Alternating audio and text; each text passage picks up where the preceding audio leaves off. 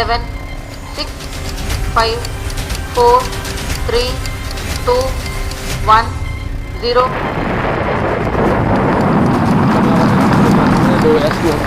Plus 5 seconds. और उससे 640 वाले वापसी राकेट नौकर को ले जा रहे हैं।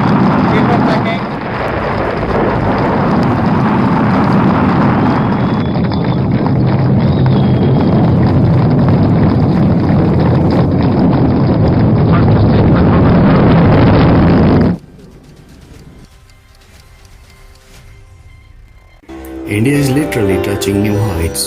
India's first mission to moon, Chandrayaan-1, was successful, and this mission achieved some undiscovered facts about the moon.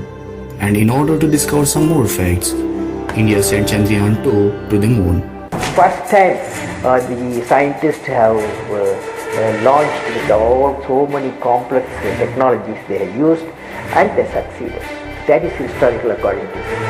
India is the fourth country after USA, USSR and China to send spacecraft to moon, but the first country to perform a soft landing near the south pole of the moon. All our hard work had paid dividends in that day, when once we say that we could receive the first signal from Chandrayan on dot, at the set time from our facility was something wonderful for me. This side of the moon is undiscovered, and there are great chances of water availability out there. The southern pole region of the moon has not received sunlight for billions of years. That increases the possibility of finding water under the surface of the moon, which is the main goal of the mission Chandrayaan-2. This mission to south pole of the moon is important because through this mission astronauts will be able to travel to the moon in future to establish a permanent colony. And the water discovered can be used for drinking, growing crops and as a rocket fuel. NASA in 2024 will be sending human beings to the moon to establish a permanent colony on the moon. 21st July 1969 was an historic day. It was a date on which Neil Armstrong landed on the surface of the moon. 22nd July 2019 became an historic date in Indian history when we sent Chandrayan to the south pole of the moon. We all know that Chandrayan is a mission majorly for discovering water on the surface of moon. But the major question that arises here is it really possible to have water on the surface of the moon? See, the sun's temperature directly falls on the moon's surface. When the sun's temperature falls on the moon's surface, the temperature can go up to 125 degrees Celsius. Then obviously the water on the surface of the moon will get vaporized or volatile, and it will move upwards. Since there is no atmosphere to the moon, the water will move into the space as water vapors. Then how it is possible for Chandrayan to explore water on the moon? There are some regions on the moon where the sunlight doesn't fall. On those regions, the temperature can fall below minus 173 degrees Celsius or near around minus 173 degrees Celsius. There, water can exist in form of ice. So, Chandrayaan-2 majorly is planning to explore those areas. From late part of 1960s, scientists have been saying that ice water or solid ice exists on craters which are covered with shadows, and once the craters are covered with shadows, their sunlight doesn't reach. This is what scientists have been saying, and Chandrayaan-2 is going to explore those craters to find out solid ice. NASA had a mission in 2013, Lunar Reconnaissance Orbiter, which discovered a crater called as Shackleton Crater, and it was very much closer to that crater where Chandrayaan-1 landed. And this Shackleton Crater is near South Pole.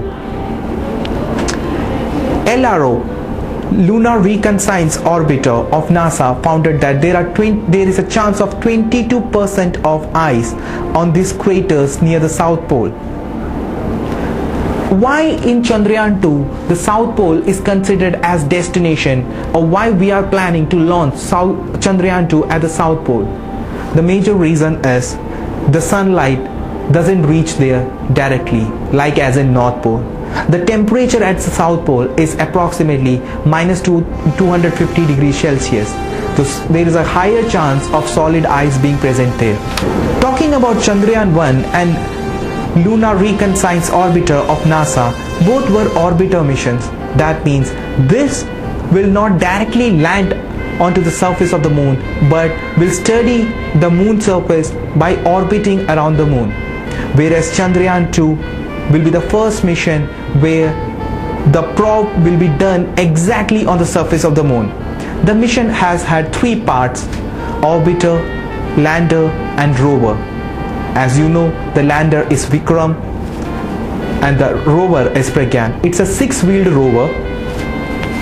Actually, the mission was approved in year 2008, and in 2009, by end of 2009, the aircraft design was ready, and Russian Space Agency was to handle the design of the lander. But even after the repeated delays, ISRO kept on waiting, and finally in 2013 end, ISRO decided that they will make the rover lander by themselves. What is the aim of the mission?